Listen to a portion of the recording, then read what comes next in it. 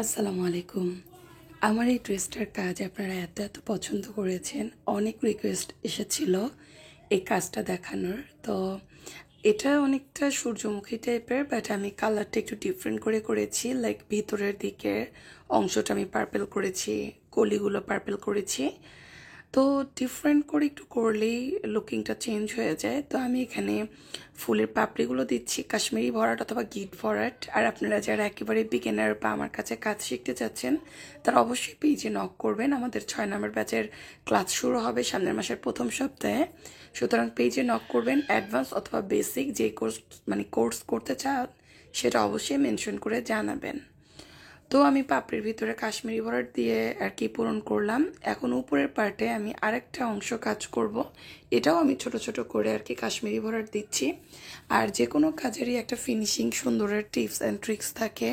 সব কিছু আসলে ভিডিওতে বা বলে বোঝানো সম্ভব না। অবশ্যই কোর্স করার ট্রাই করবেন, তাহলে আসলে ওইখানে সব বিস্তারিত আপনাদেরকে শেখানো হবে।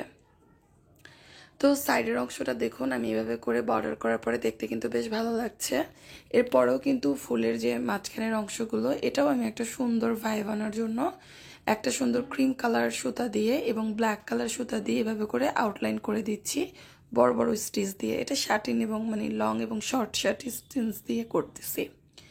গলার অবস্থা খুবই খারাপ, তো যাই হোক একটু কথাগুলো কষ্ট করে বুঝে নেবেন, ঠান্ডা লাগছে যেহেতু।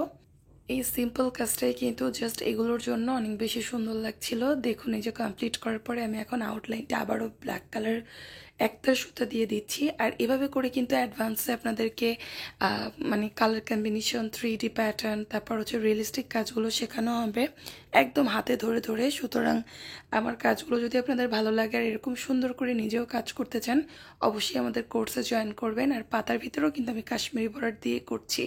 তো কেমন হয়েছে কাজটা জানাবেন অবশ্যই।